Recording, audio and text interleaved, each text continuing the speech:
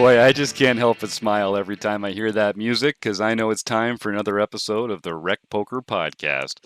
Now, we are trying something a little different today. I'm your host, Jim Reed, and instead of a chats edition or a forums edition, we're going to go take a peek into the Rec Room. So, over at Rec Poker, we've got a free community membership where anyone can come and join up and become a part of Rec Poker Nation. All it takes is an email address. Just go to rec.poker, sign up for a free community account, and you can type in the forums, you can watch our free videos, you can play in the home games. It's a great way to interact with the other members of Rec Poker Nation. Some of the folks that really jump to the fore are the guys and gals on the Wrecking Crew. And the Wrecking Crew is the folks that want to really get to the next level, share their poker knowledge with the world, get more involved in other people learning about poker, talking about poker, getting better at poker, doing it all together in our community here. So, about once a month, we invite a premium member into the rec room to talk with our wrecking crew about a hand history, a concept that's been bugging them in poker, or just to talk strat, just to chat poker strat. Why not? So, one way to do it, the best way, send me an email, jim@rec.poker. Tell me the wrecking crew member you'd like to hang out with in the rec room and the subject you'd like to discuss with them. I'll see if I can match you two up. We'll set you up for a little video call like the one you're about to watch, and you can just hang out, talk poker, and hopefully get a little better at it together. That's the plan, after all. So you might be listening to this on the audio version, and we'll try and keep it clean and fun for our audio listeners, but I do think you'll get more out of it if you watch the video that goes along with it. There's more stuff on the screen, screen sharing, hand details. Sometimes we'll look at a HUD, something like that. So I hope you enjoy the audio version, but I really hope you'll go to rec.poker and sign up for a free community account there to get access to all our free videos and that sort of thing. So without further ado, welcome to the Rec Room. And okay, can you see that now? Mm-hmm. All right, I'm just going to move some of this stuff around here. Let's just move this. Okay.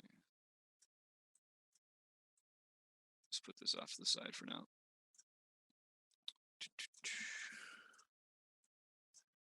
Just gonna tweak the layout a little because we got this. Oh yeah, because you can add all of those. Yeah, we got some good stuff here. Yeah, I need to customize my default. Yeah, you should. Too. And also, if you did that, if you got your PT4 through the Rec Poker link, you should. This is the Rec Poker HUD, and it's got some pretty fun stuff built into it. That I don't know what HUD you're using, but you might be able to get some good stats out of here. I did click through this earlier. I noticed some of these players you actually have a decent number of hands on. Yeah. So that's great. I've been collecting a lot of hands. I see that, yeah, and you're definitely putting in some volume in the same. It's one of the other perks about these smaller field tournaments is that you actually get to get some hands on people. Like this is great to get 768 hands on a tournament in poker. And I don't even. This isn't a regular tournament for me, so I must have played with them in other ones because this was. 33 is outside of my buy-in. I actually satellited for $1 and got the 33 ticket. But like, look at all these awesome stats that you have on this player. I mean, I don't know what HUD you're using again. I'm using this, yeah.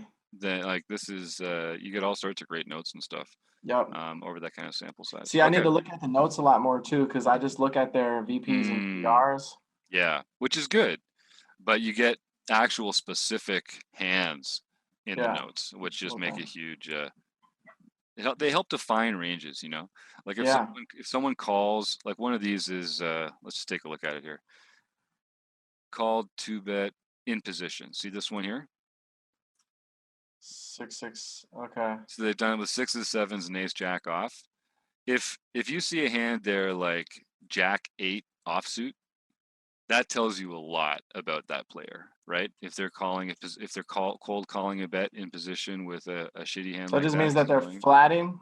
Yeah, flatting, exactly. Yeah, flatting. And which hand is theirs? The 6-6, 7-7, or ace jack? All of them. So this is said. So for Oh, this this is player, collecting this them. is like lifetime. Oh, I It thought ca- this was a specific no, scenario. no, no. Yes, this is saying over the course of the time as you've been tracking them, Yeah, they've gone to showdown with these hands, and pre-flop they'd called a 2-bet in position. they didn't even re-raise. Yeah, Yeah, and all these ones they called a 2-bet from the from blind. blinds. Oh, wow, this is really, really good. This is a lot better than me just looking at the VP and the Oh PF. yeah, you can get some real detailed information here. Wow. And it helps define the range, right? Yeah, Because a frequency is one thing, yeah. but knowing what range that frequency You is need that. really valuable for hand ranging. It's like 80% more valuable than just the 20% of just knowing their frequencies. Yes, yes, yes. So if you're going to be able to get hands like this volume of hands on players, start Yeah. paying attention to these notes Okay. because that's going to be a way to help take them apart in real time on the table. That's good. All right, so do you want to just flip through the hands one by one and Yeah, see what let's we go get through to? them. All right, so hopefully this one's a fold. Oh, it is. Excellent. 100%. Yeah. I And think that one sometimes, was sometimes you see one and you're like, it's definitely a fold, but then you're like, oh my God, I folded 9-3 suited, would have hit the flush four way. yeah, right. Sometimes I'll go through these and I'll just like filter out to only the hands that you V-pipped. But Hmm. I just want to go through and see. Sometimes seeing the hands that you fold can also be Yeah, I don't know if I valuable. reviewed a lot of them or like tagged them for review. Hmm. I know I did several of them. Yeah, we'll just keep on rolling. So when you're, uh, tell me a bit about what are you looking for at the table? Like, mm, So with like what's that, 15 big blinds for the 14, yeah, 13? and in fact, on this HUD, this number in the bottom right Uh-huh. is the number of big blinds live. So Okay. you don't have to do any math. You can just look at that and tell. And Nice. and also, so they're 19. Um, and I don't With know, this is a little confusing up here, but this is also your number of big blinds. uh-huh. This is the table average big blinds, Oh and then wow. this is the table average VPIP, PFR, and 3-bet. So if you're Okay. multi-tabling, you can see at a glance, oh, is this an active table? Is this a passive table? You know, what's the Yeah. average chip stack compared to my chip stack? That kind of stuff on tournaments, I find the chip stack is maybe the most important stat, the number That's of really big good. blinds. So I that really features prominently Mm-hmm. in all the HUDs there. I need that. Yeah. So yeah, so I don't have this HUD.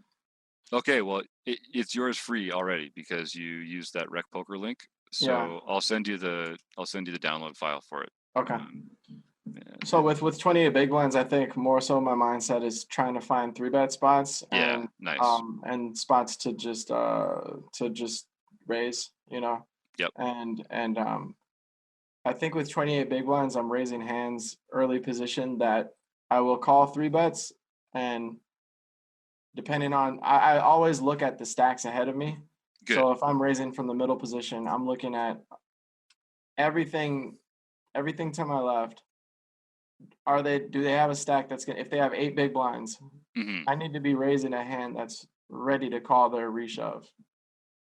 And I'll even raise if they have 8 big blinds and I have 38 big blinds and I have 7-8 suited, I'll raise that in position. If they're on the big blind with 8 big blinds and they want to re-raise for 6 more big blinds, I'll call with 7-8 suited, suited connectors. Yeah.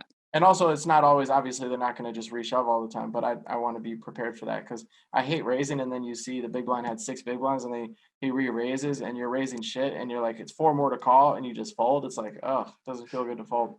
Yeah, and you can find, some of that stuff you can crunch down and find where those lines are drawn. And depending on the number of big blinds that they have, I think you can find some easy to remember rules for like, okay, this is a hand that does or does not meet the equity standard when you want to call with that.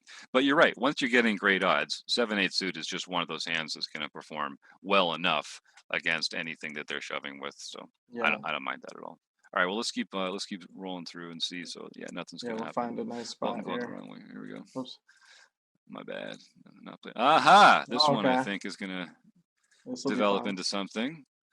Okay, so we got a 2x, to you. Let's just make sure we're Yeah. the only player here. So it's Okay, heads up. so yeah, and let's look. So 32, you're the effective stack at 28, Mhm. and you've got Does some that mean hands the on this stack that's guy. at risk? Yes, yeah. So the Okay. effective stack is the shortest stack in the hand. Got it. Got it. So even though he's got 32 big blinds, really only 28 of them are in play Yeah. because that's Yeah. the most he'll be able to put in. And Mhm. looking at him, let's see, he folds to 3 bets after raises. It's a pretty small sample size, so it's not. But let's see, what does he call 3 bets with? Yeah, still don't really have a good enough sample size. Yeah. Um, so what do you think? You're out of position, you said, so you're going to size up a little bit, right? I'm gonna 3-bet, and I'm probably gonna 3-bet to 5.5 big blinds. Mm-hmm. It's chips. I always have it on the big blind Yeah, format because nice. I'm not as good with calculating in my head as quick as most people are. I Yeah, just me like to see neither. it. Me You know? neither. I use the software. That's what the software is there for. So Yeah. I've got my slider set to big blinds too. Yeah. Um, So if he's raising two, then I'll probably 3-bet to. I was doing 4.8 for a little while, but wow, I've yeah. upped it to 5.5. That's maybe a little on the small side. Yeah, I Uh, mean most people do 6.57. I see.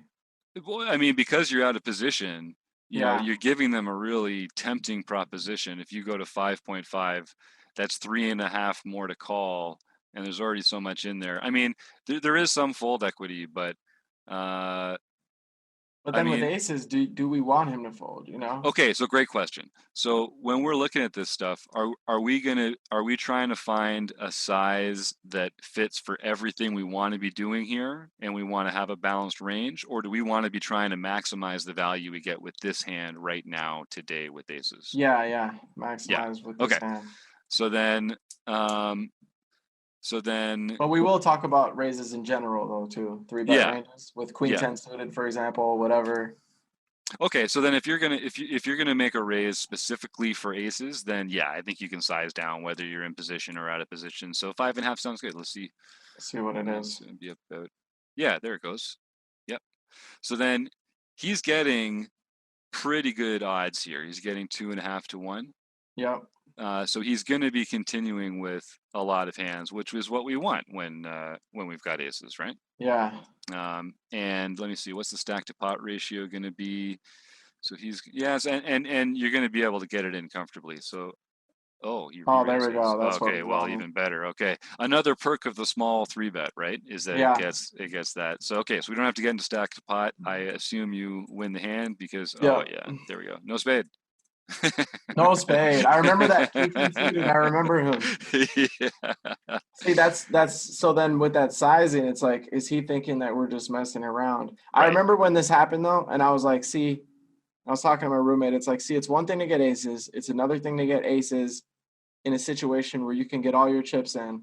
And it's another thing to get aces in a situation where you can get all your chips in with someone who wants to shove king 10 suited or something, you Mm-hmm. know? So Mm-hmm. it's just like, it's a good situation because you have to have all the variables in play. It's not just, you don't just get aces and get double up. Yeah, and I think if you made a bigger 3-bet there in this exact spot, I'm not Yeah. sure he does shove King 10 suited Because then over he the knows top. I'm getting it in. Right. Yeah, exactly. Exactly. So I think that was that really worked. That was a really savvy use of that Yeah. nut hand. Now, Okay, that's good. what if you had ace king there instead? Would you choose a different sizing or would you choose the same sizing? Or No, what I if you think, had pocket tens? oh, that's a good question. I think pocket tens. To be honest, actually, I need to think about this because really I've made 5.5 kind of like a standard thing. And even when I'm 3-betting, middle position from an early raise Hmm. with king queen suited, I'll make it 5.5 and Okay. or tens or whatever, and I'm like, Yeah, yeah. so I really have to think about that. Okay, so and so my gut tells me right now that's too small. Yeah. I think in a vacuum, we should be working on bringing up your 3-betting size a little, uh, because you're mostly going to be doing it with value hands, and you Mhm. want to make people pay to come along. And you also typically are going to want to do it to thin the field a little bit. And if you're, we'll see if you get some squeeze opportunities later, but you'll See, need you're to make a right. squeeze a much bigger sizing relatively, or else you're not achieving the same goals. So imagine if I have ace king here, right? Ace king of hearts, Yep. and I do the 5.5, and imagine he doesn't get sticky. You said he's getting good odds to call, right? And he Yeah. has king 10 with the king of spades. Right. Great And then situation for us if he comes along. so then I let him to call. We have no spades. And then Right. so I make it cheap enough for him to call. He Right. calls, sees this flop, hits a spade on the river. Yeah. And it's like, God, I had the nut hand. I let him see the flop. I gave him the odds to call. Certainly when he's going to So be in position, you want to make that a less tempting proposition. yeah, for sure. Okay, yeah, when you're out of position, that makes sense. Yeah. Yeah. So I think we'll talk about 3-bet sizing generally. But I think if I were you, I'd consider. Okay, so let's talk about 3-betting ranges. Are you a wide 3-better?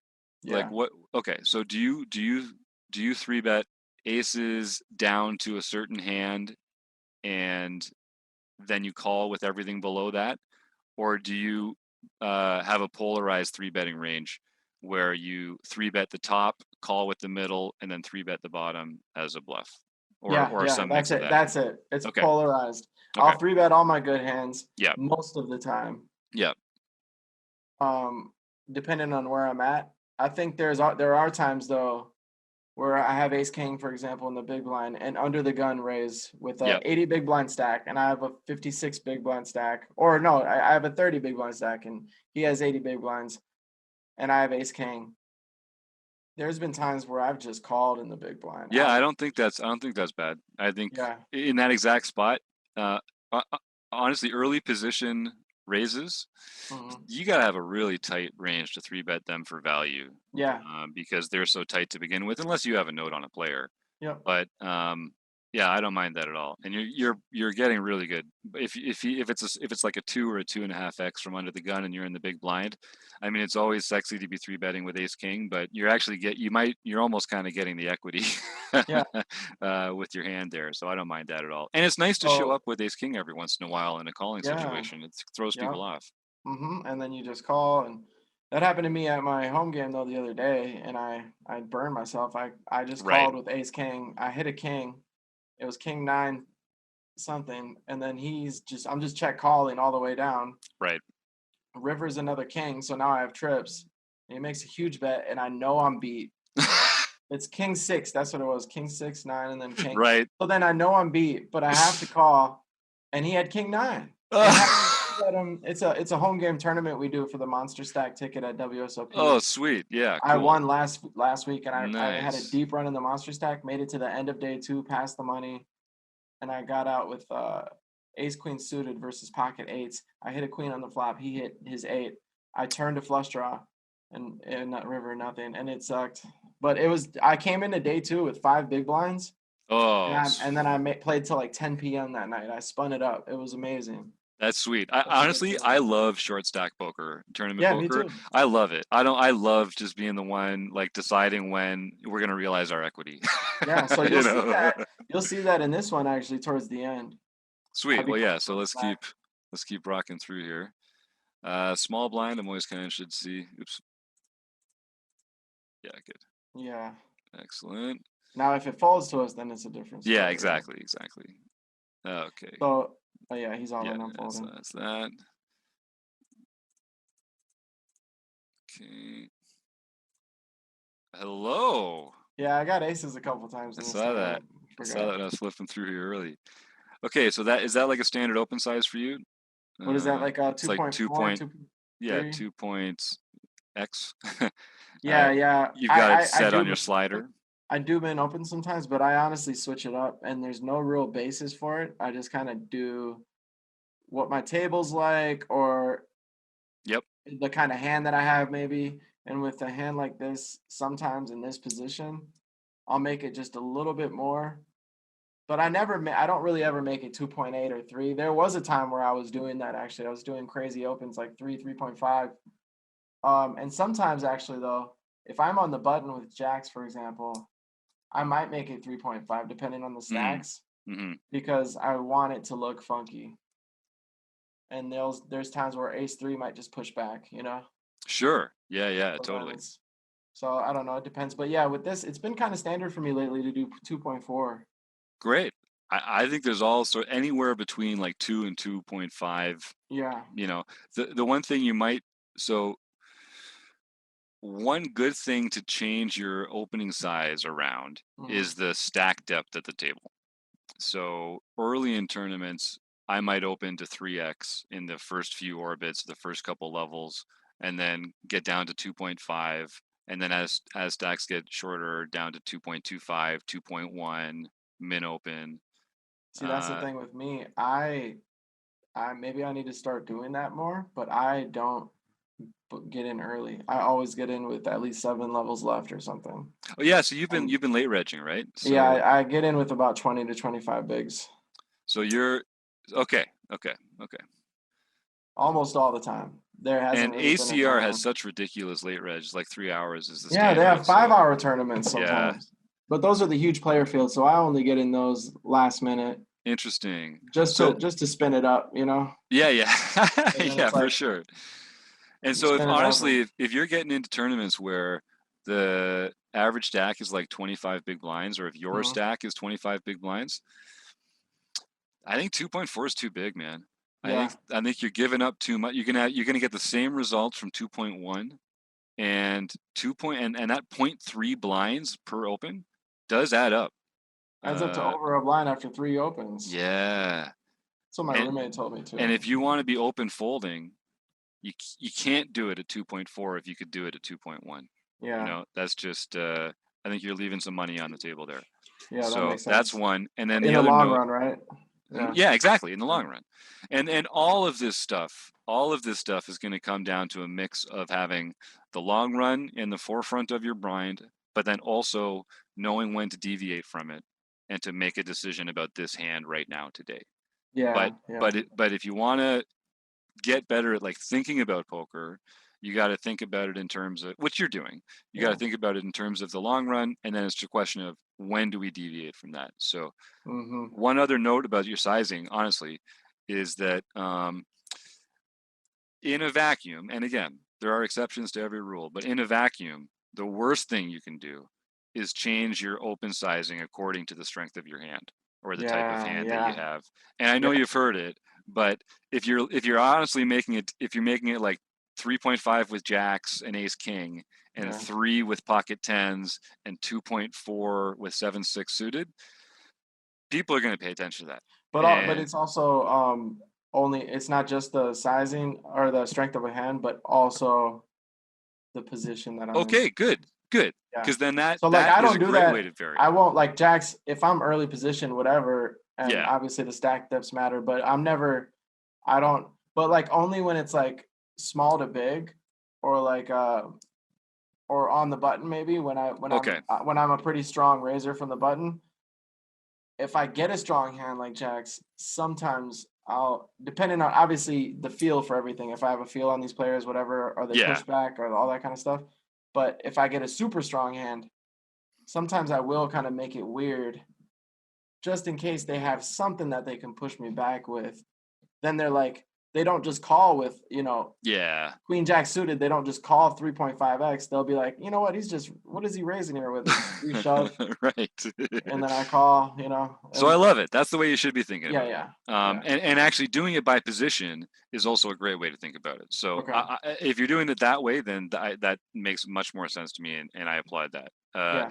But just make sure that even by position, make sure that you're not being too transparent that it's always a certain type of hand because Yeah. other players they have HUDs, and if you're playing against players where you're getting hundreds and hundreds of hands in these small field tournaments, you're going to show down those hands and people are going to notice like here, I don't know, Yeah. this will be a bad Let's see. example, Yeah, but no, that's good. um, let's pick someone who has, this guy's got a fair number of hands.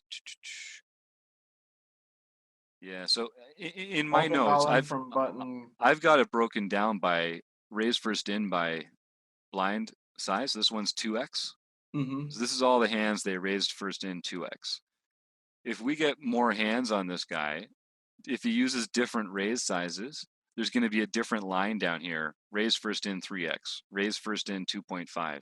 And then it'll start Mm, collecting the hands that they do that with. And wow. you'll notice that they look different over time.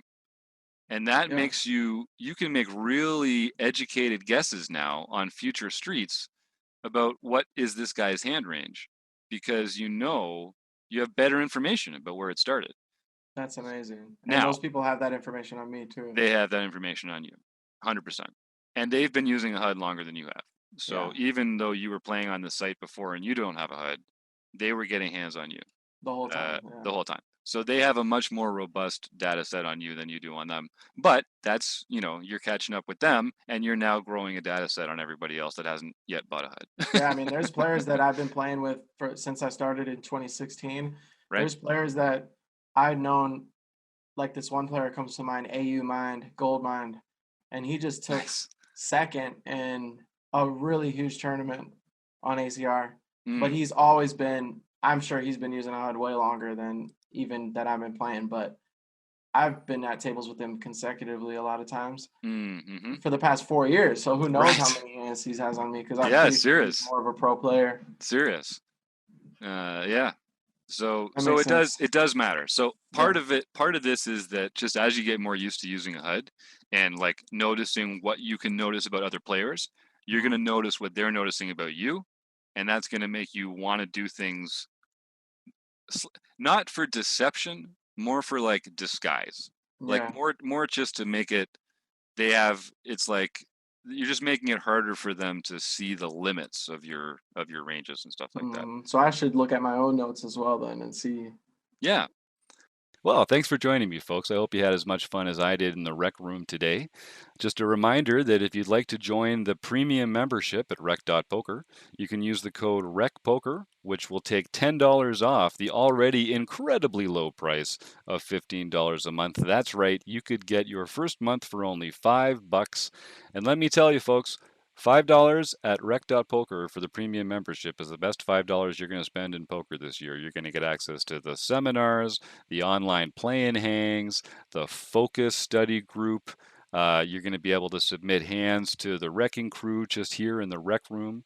And if you do, email me, jim@rec.poker, and let me know the subject matter you're interested in and who on the wrecking crew you'd like to talk to about it. And we will make it happen, get you out here on the podcast, and you can help the rest of Rec Poker Nation by sharing your knowledge and sharing your questions, and we can all get better at poker together. It's what we do. If $5 seems like too much, I totally get that. No pressure at all. Go to rec.poker and sign up for a free community account. You can play in the home games. You can interact in the forums. You can post your own questions and answers. You can interact with the rest of Rec Poker Nation totally for free. It's a great place to come and meet people like yourself that want to have a good time with good people and get better at poker while we're doing it. So I do hope you come by and visit. And I'd like to thank Website AMP, Learn Pro Poker, and the Running Aces Hotel, Racetrack, and Casino for making this all possible.